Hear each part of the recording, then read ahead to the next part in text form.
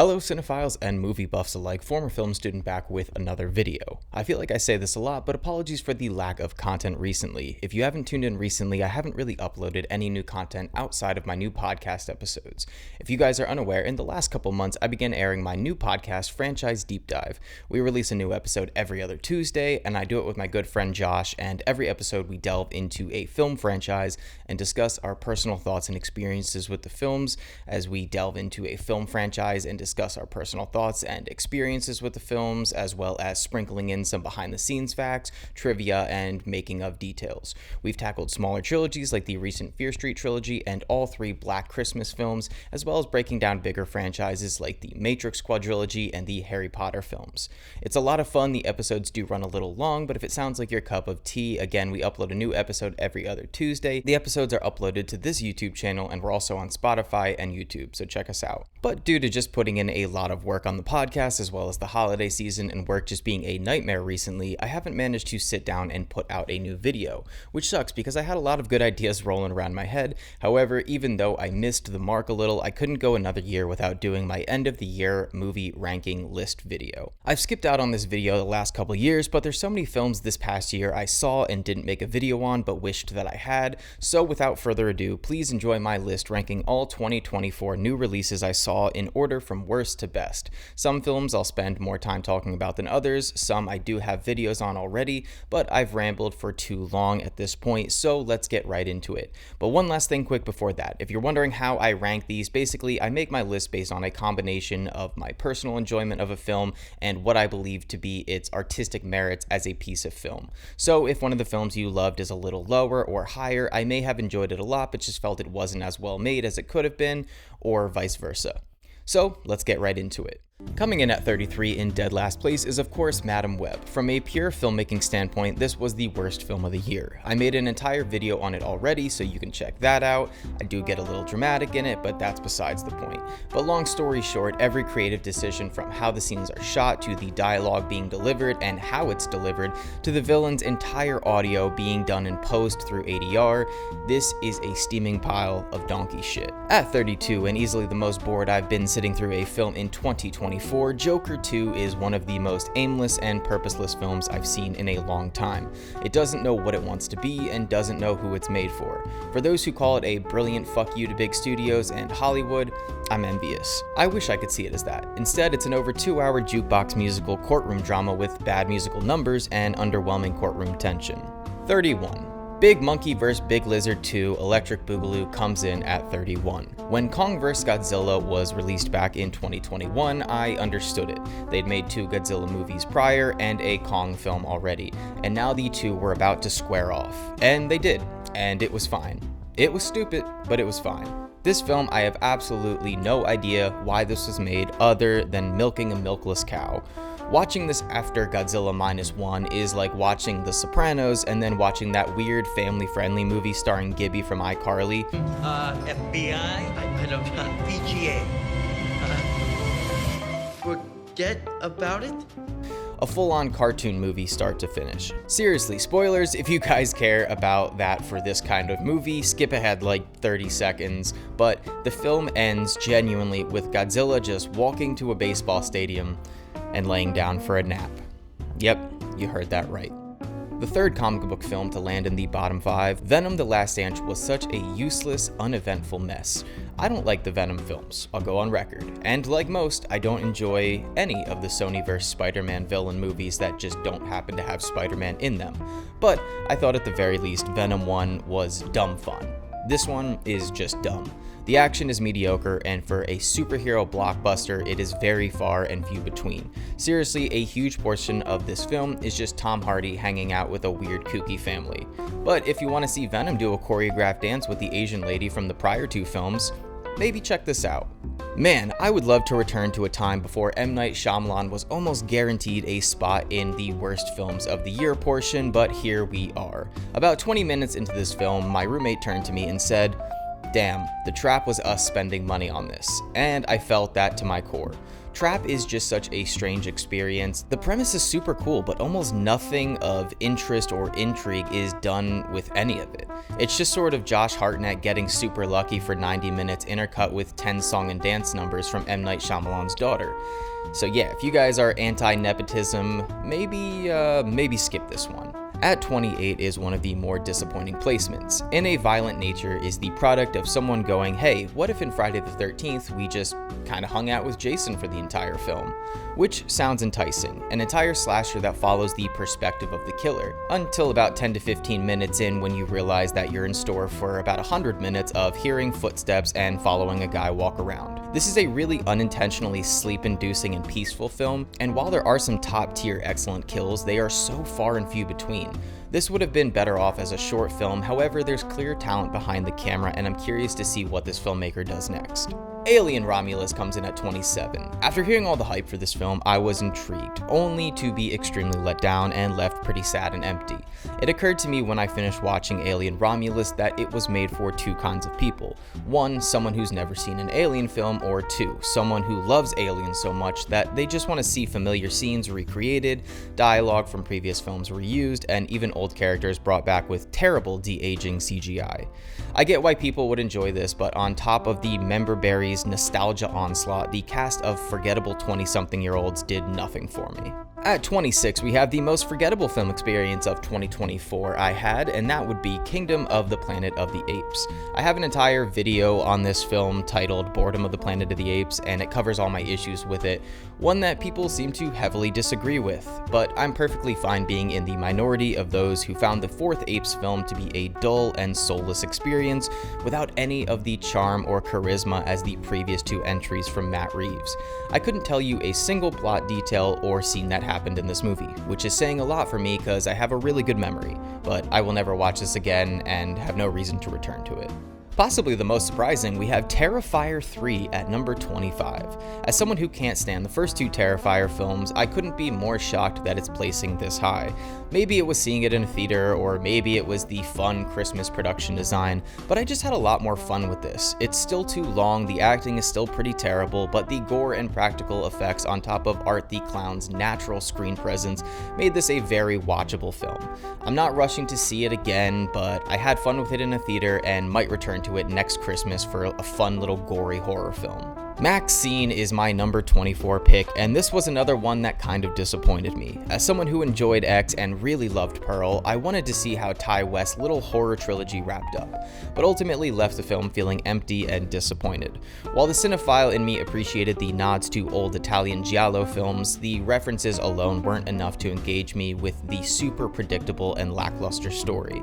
There were some fun scenes and moments I did enjoy, but as an entire package, it felt like an underbaked conclusion to the trilogy.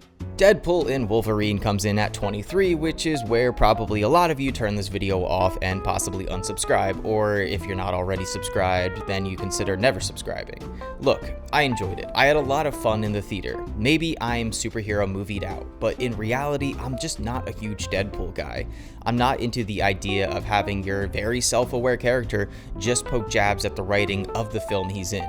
Maybe I'm alone, but pointing out how the writing is lazy does not negate the writing in fact being lazy. As time went on, the nostalgia elements, even though woven into the story in a rather fun way, still felt like a way for Marvel to be like, hey guys, remember this character from that other movie you loved as a kid?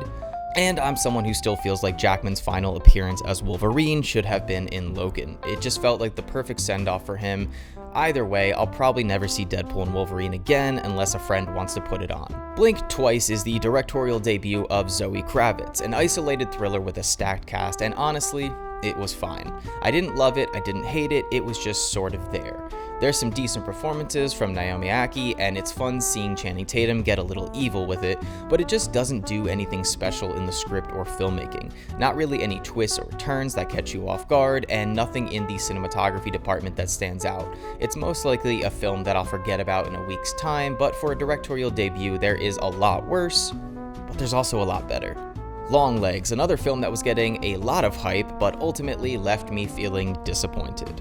I wanted more from this. I hate to use the term discount to describe art, however, so much of this film felt like the "we have David Fincher at home" idea, both in the script and how the scenes looked visually. Longlegs isn't a bad film, and I'll watch anything with Nicolas Cage in it, but there was some unintentionally hilarious scenes in this film, and the matter and way in which plot details are divulged and unraveled felt off. I think in a year full of horror films that shocked and amazed, Longlegs boils down to being a competent but safe thriller, no real edge or spice.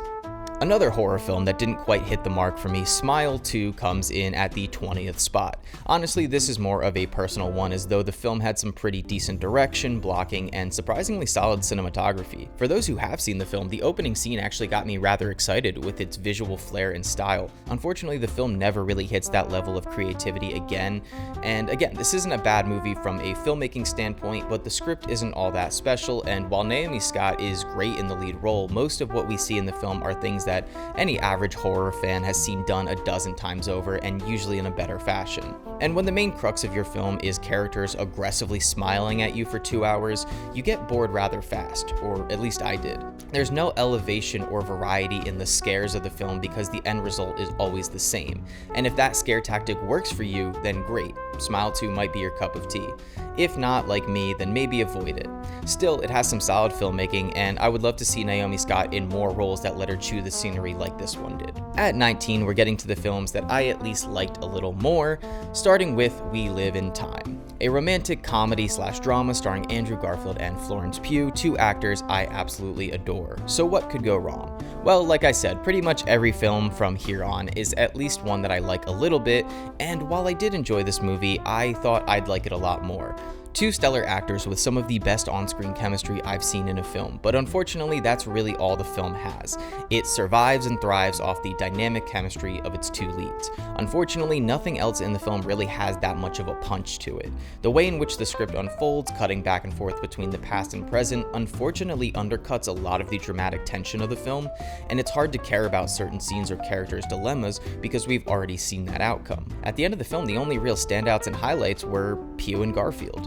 Their characters felt sort of generic and cliche, the visuals of the film were competent but stagnant, there weren't any amazing scenes that I could point to or remember to sell someone on this film. It's just ultimately an underbaked script with characters that fall a bit flat but push through based off of chemistry alone.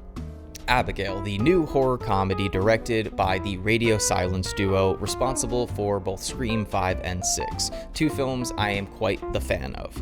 I didn't know much about this film going in, but was pleasantly surprised. It's not amazing and it won't knock your socks off, but like Radio Silence's two Scream projects and their other film Ready or Not, this film manages to have enough entertainment value and competency in the filmmaking to make it a fun one-time watch. There's nothing that really stands out, but it has enough fun with its premise and isolated location. It isn't afraid to get a little crazy and wacky with the story and characters, and I appreciated that. I won't say Radio Silence is on the level of a Robert Eggers or Ari Aster, however, they've been on a hot streak of making fairly fun, easily digestible horror comedies that usually have enough twists and turns to make it an enjoyable experience, and Abigail is no different. If you need to kill 2 hours, this is an excellent Saturday night watch. The directorial debut of Jesse Eisenberg was one I was very intrigued by. I always liked seeing actors step behind the director's chair, and for a debut, this is a solid one.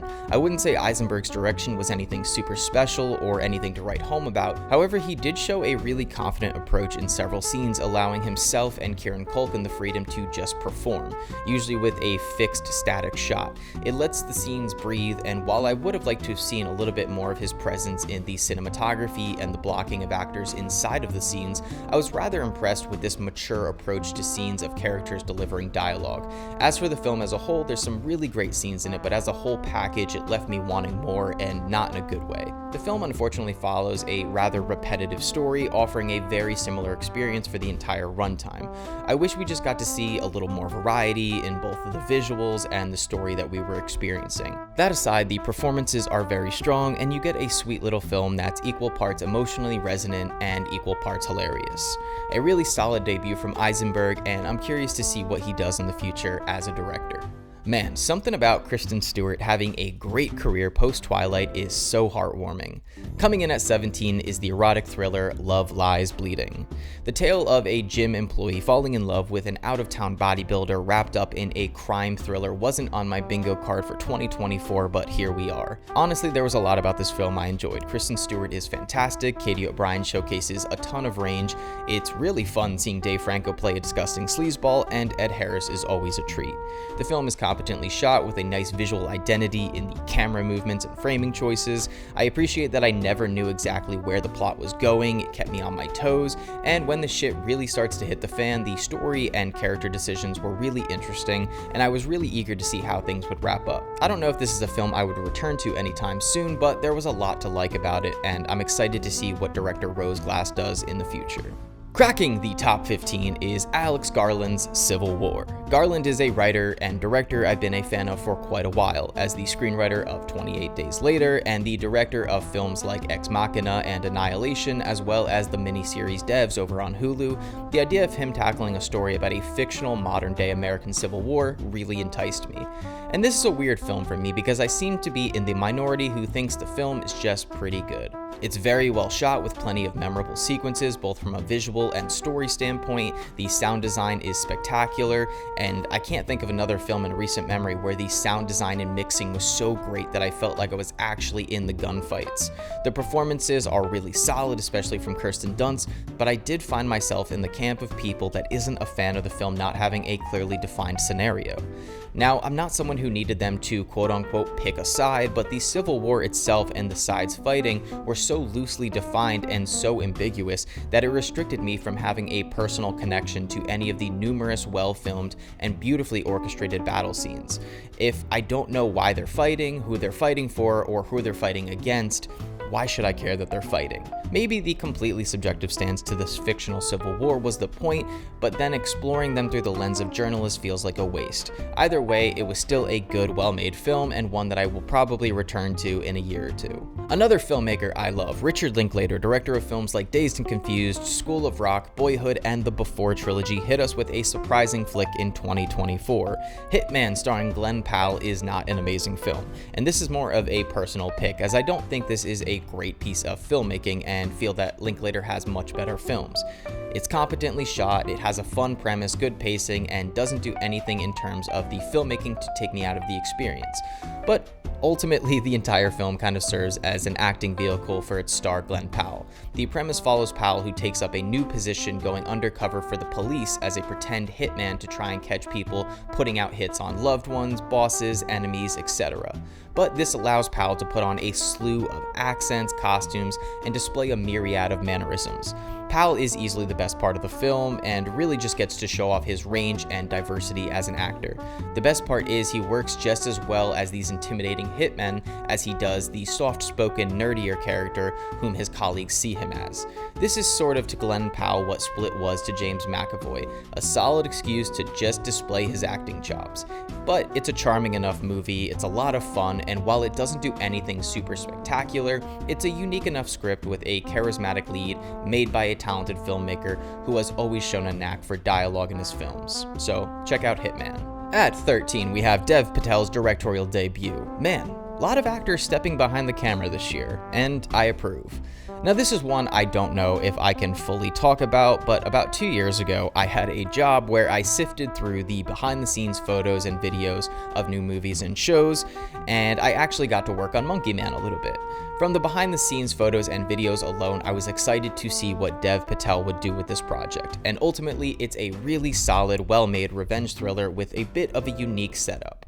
Dev Patel is fantastic, and I appreciated how much visual flair and creativity he brought to his first film. Plenty of unique and interesting camera movements, lighting setups, and framing choices. The story itself isn't super out there or groundbreaking, it sort of just stands as your by-the-numbers revenge thriller, but in terms of the technical filmmaking side of things, it's really well handled. The brutality and fluidity of the fight scenes is really well handled and make them such a visual treat to watch.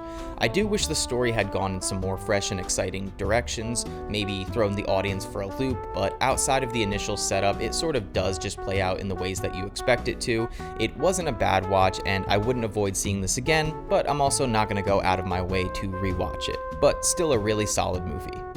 Part of me getting this video up so late is also because I really wanted to cram in some 2024 releases that I didn't get to in theaters, which brings us to Conclave at number 12. Conclave is a mystery drama starring Ralph Fiennes as we watch the inner workings of this religious conclave convene as they are about to select the new pope.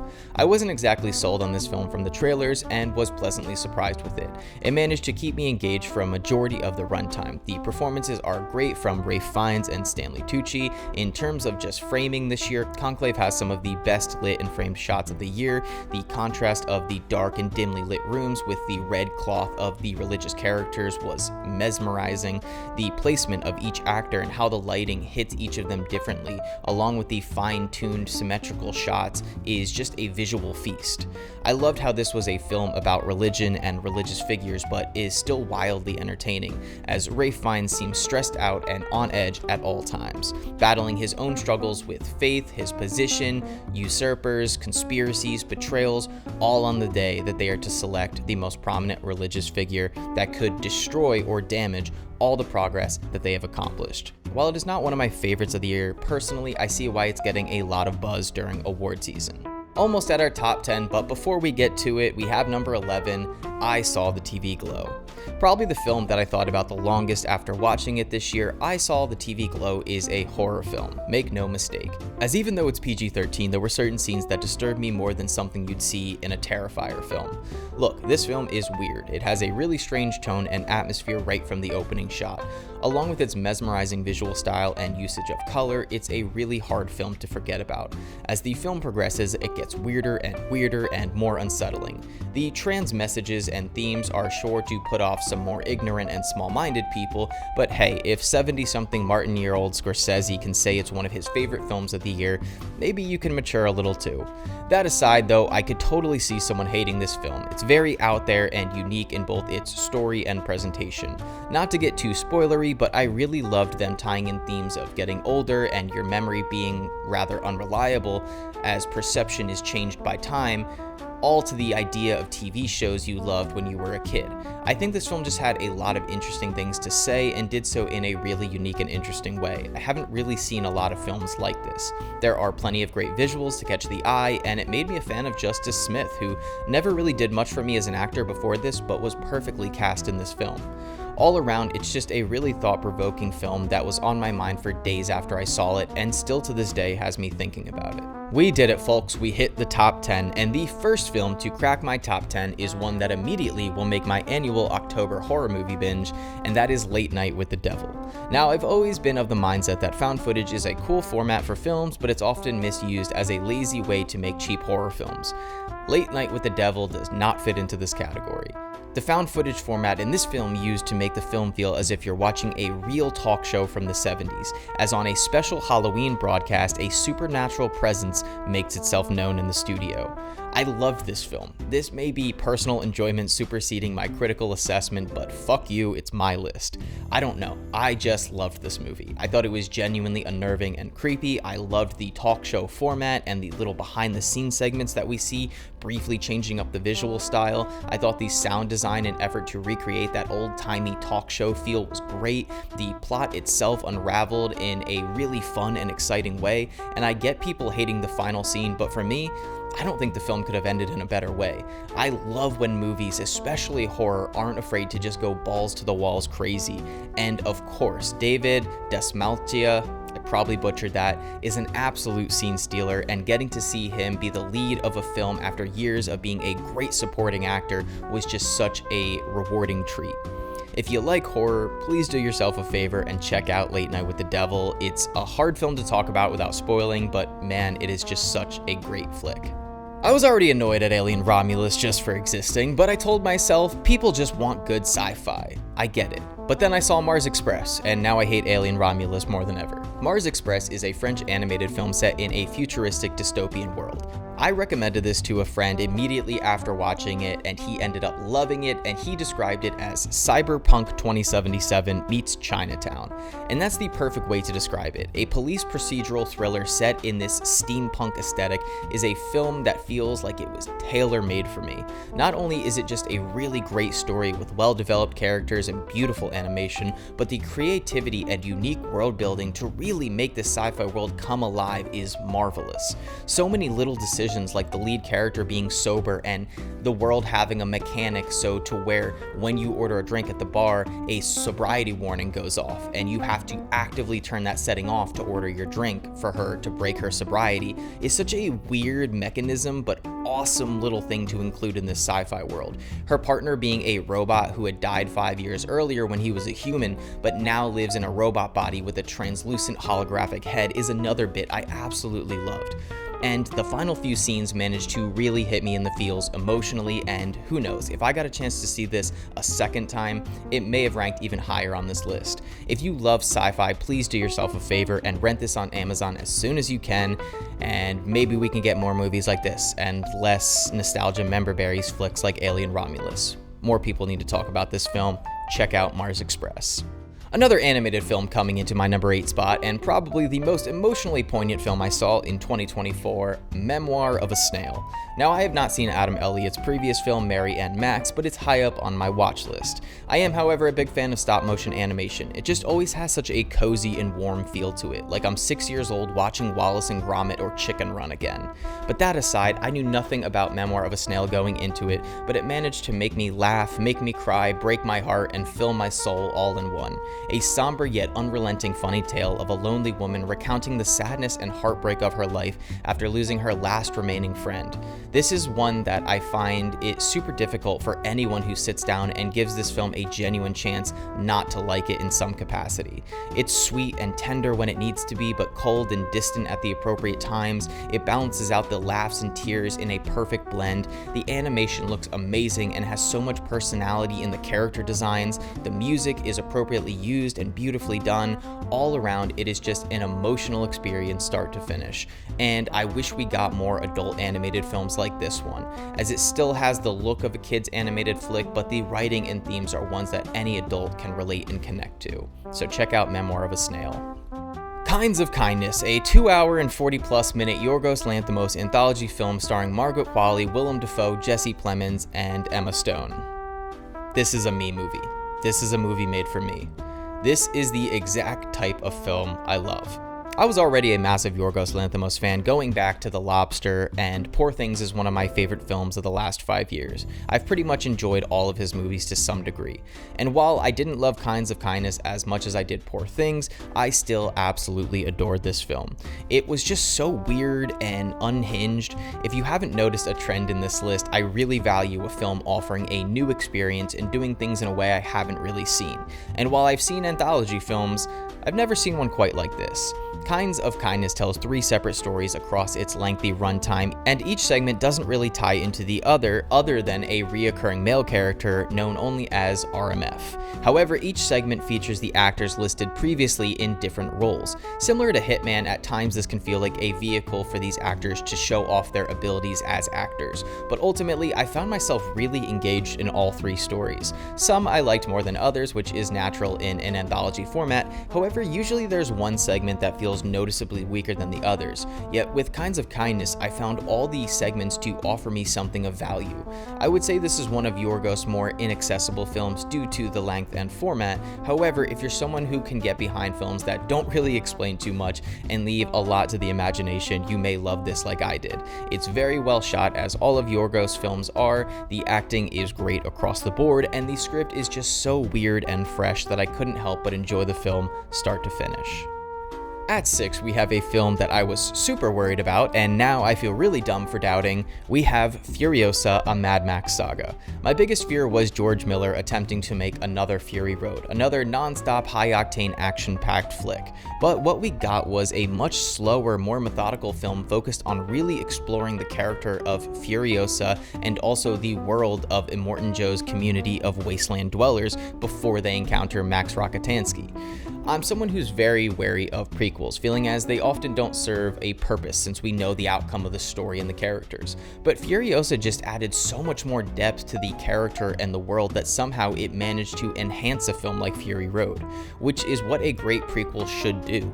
It genuinely changed the way I looked at prequels. The action set pieces, especially the bullet farm sequence, is spectacular, the music was great and well used, and George Miller brings his masterful direction back to the world of Mad Max. It's a shame Furiosa didn't do as well at the box office because it's one of my favorite blockbusters since Fury Road back in 2015. The characters are great, the world is unique, the action is fun and well filmed, and the depth it added to this established world was extremely impressive.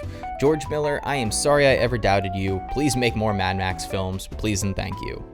Well, we have finally reached the top 5, and at 5, we have a film that I didn't expect to love nearly as much as I did, and that is Anora, the latest film by Sean Baker and winner of the Palme d'Or at Cannes Film Festival, which is in my opinion a more prestigious award than the Best Picture award at the Oscars. Anora stars Mikey Madison as an erotic dancer who meets the young son of a Russian oligarch. I don't want to spoil too much of the plot as it's such a fun film to experience without knowing much about the plot or the characters, but needless to say there is a lot of drama and a surprising amount of comedy that ensues due to this relationship that occurs. The best way to sell this film is to describe my experience with it. The first 40 to 45 minutes of Anora, I liked it. I thought, yeah, this is well shot, well acted, good direction from Sean Baker, some interesting blocking choices, but I don't know. Palme d'Or winner? Not so sure about that. And then you hit a very specific scene in the film, a sort of turning point, if you will, in which a new set of characters enter the story, and then from then on, I was absolutely glued to the screen and loving every second of it. It's one of those films where the second half makes the first half even better, and some of the creative decisions I was confused by in the first act made much more sense now. From the way characters act, to the way scenes are shot, to the music choices being used, to the way it was edited, it is such masterful filmmaking. I saw someone recently say that Anora sucks because the two leads have no chemistry and it's just sex, and they have no real relationship. And I was just shocked, because never in my life have I seen someone fundamentally misunderstand the point of a film more. Either way, Anora is wonderful. The final shot is probably my favorite scene in a film of 2024, and Sean Baker deserves all the praise for this bad boy.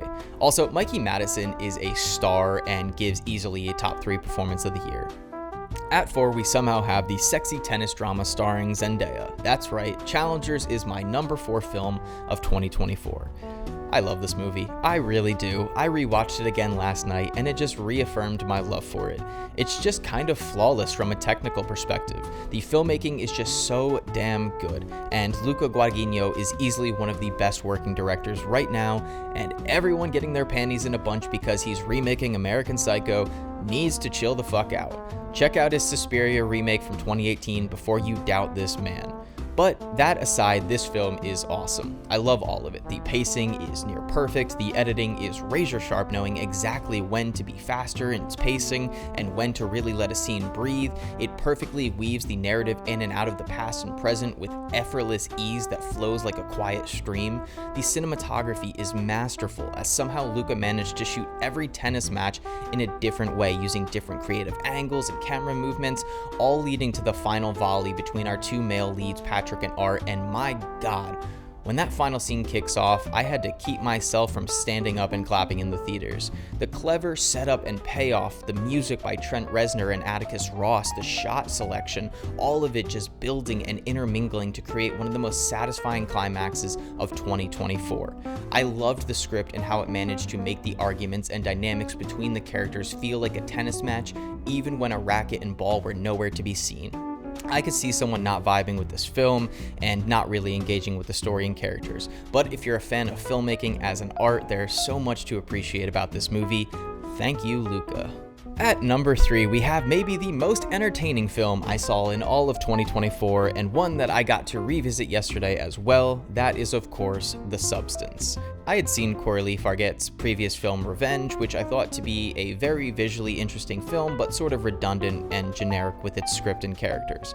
The Substance absolves all those issues I had with that prior film though, as The Substance is one of the best scripts in years, taking themes of self-hatred and the pressures that society and ultimately us put on ourselves ourselves and wrapping it up in a weird psychological body horror satirical drama is brilliant on so many levels. Similar to Challengers, the filmmaking is just top notch, some of the most creative shots I've seen in a film all year. Hyper stylized editing and again cinematography and editing that not only look and feel good, but that's also purposeful. Without going into the plot too much, because again, the less you know about this, the better, I love how the film is shot and edited in a completely different way when the film is shifting perspectives between Sue and Elizabeth. Everything down to the saturation and lighting, to the music choices, to the shot composition, to the color grading. It's all purposeful. I know it's a joke, but this is cinema. It's not King Kong getting a power-up glove. It's using the language of film to tell stories in a unique way and create new experiences. Also, for those of you mad this got nominated for a bunch of Golden Globes in the musical/comedy category, I get it, it's a body horror film with serious scenes and subtext, but also, you're telling me you saw any scene with Dennis Quaid in this film and didn't find it comedic in the slightest? Yeah, okay. This is for sure one of the weirdest films of 2024, but it's beautifully made, isn't afraid to get crazy, and while the themes aren't subtle or nuanced, the themes themselves are not the film. It has themes, it has a message, but it's wrapped up in an insanely entertaining and fresh film. We need more of the substance and less Venom the Last Dances, if you ask me. Also, I didn't mention it, but the sound design is insanely good in this film. At number 2 is probably my most anticipated film of this past year, and that was Robert Eggers' remake of Nosferatu. It seems like everyone and their mother is talking about Nosferatu at this point, so I don't know what I could say about it that hasn't already been said, but I'll give it a shot.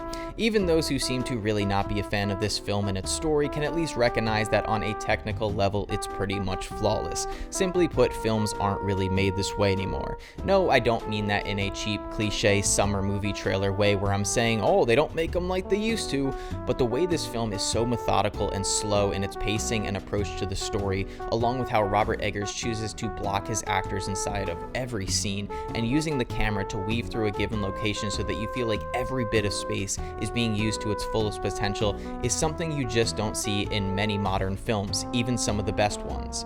I love this film. Obviously, I have it at number 2, and while it didn't surpass The Lighthouse as my favorite of Eggers' already esteemed filmography, I was engrossed in this film in a way no other film in 2024 managed to. Through Eggers' direction, the gorgeous sets and production design, the stellar performances across the board, the ominous and sparingly used music, every scene from the opening shot was draped in such a dreary coat of despair. It seeped under my skin and made me uncomfortable in the best kind of way. This isn't a Smile 2 or an Alien Romulus, no disrespect to those films or those who like it, but they are just vastly different approaches. Nosferatu serves to invade your senses, watch you from the shadows and grin as you suffer. It's a different kind of horror. I saw it twice in theaters and probably would have gone a third time if work wasn't so busy. I love the themes of control, obsession, and greed, and I love how the themes are reflected in the protagonist and antagonist. I guess my only gripe with the film is it is the second remake of a 1920s German silent film, and if I could change anything, maybe I would have liked to have seen Eggers spruce up the story or make some more creative changes to the material other than just what he did visually and on an atmospheric level. Still, this is sort of a filmmaker's wet dream with literally so much to appreciate in every scene. The Crossroads carriage scene in the first act will forever be burned into my brain. Coming in at number 1, we finally did it, and thanks for staying this long. This one shouldn't come as a surprise to anyone, and thankfully I was able to snag the 4K Blu-ray of this and give it a rewatch before making this list, but my number 1 of 2024 and the only film I gave a 5 out of 5 stars to or a perfect 10 out of 10 is Dune Part 2. Even before Dune Part 1, I was a massive Denis Villeneuve fan, ever since seeing Prisoners back in 2013, followed by Enemy, then Sicario, Arrival, and Blade Runner 2049. This guy easily had the most stacked 2010s filmography of any director, and I fell in love with Dune Part 1 back in 2021. At the time, it felt like this was the film that directors or filmmakers decades earlier could only dream of. This was what blockbuster filmmaking should be, a perfect blend of auditory and visual stimulation, immersing us into the world of Dune and the planet of Arrakis. Hans Zimmer's breathtaking score. But there was only one problem. It was half of a complete story. So in early 2024, we were set to see how the story would continue, where the story and adventure of Paul Atreides would go. and what Denis delivered to us was, in my opinion, a masterpiece of science fiction blockbuster filmmaking. I already made a video on Dune Part 2 back when it was released, but after my rewatch, my opinion is even more solidified. I have no issues with this film. Zero, zilch, nada, none. Normally, my number one film of the year is a smaller scale, usually independent art house film, but Dune 2 is something else. It's a massive budget, large scale, large ideas blockbuster, but made from a passionate director who comes from an art house independent background. He's not a director for hire, someone the studios can just push around. He's a creative figure who wanted to bring the story of Frank Herbert's 1965 novel to the big screen, and now after reading the novel myself, there is no other filmmaker I think could have done it in the way that Denis did. Knowing what to cut, knowing what to change, knowing what to keep, and managing to humanize a story and characters that are at times unbelievably cold, callous, and dense. Dune Part 2 is a big epic sci-fi flick with battle scenes, spaceships, giant worms, but to its core, it's a story about the dangers of religion, the dangers of messianic figures, and all done through a very human character who, from the start, has been fighting his own orchestrated destiny. And I loved watching that internal struggle play out on screen. I love Dune Part 2. I loved a lot of films from 2024, but this is the one that stands at one as a film that 10 years from now, I feel like people will discuss in the way they do as seeing the original Star Wars in theaters back in 1977, or seeing the Lord of the Rings trilogy when they were being released. An instant classic and my favorite film of 2024. Well, that is it for today, guys. Thanks as always for watching. I hope to put out more content soon and be more active in 2025. I really struggle with my work-life balance, so I'm trying to improve on that and get more videos out. But thanks again. If you did like this video, make sure to click the like button, subscribe if you want to hear more from me, and click the little bell notification button so you get notified when I post new content. And let me know in the comments what your favorite and least favorite movies of the year were. I'd love to interact with you guys and see your lists. And as always, I will see you on the next video.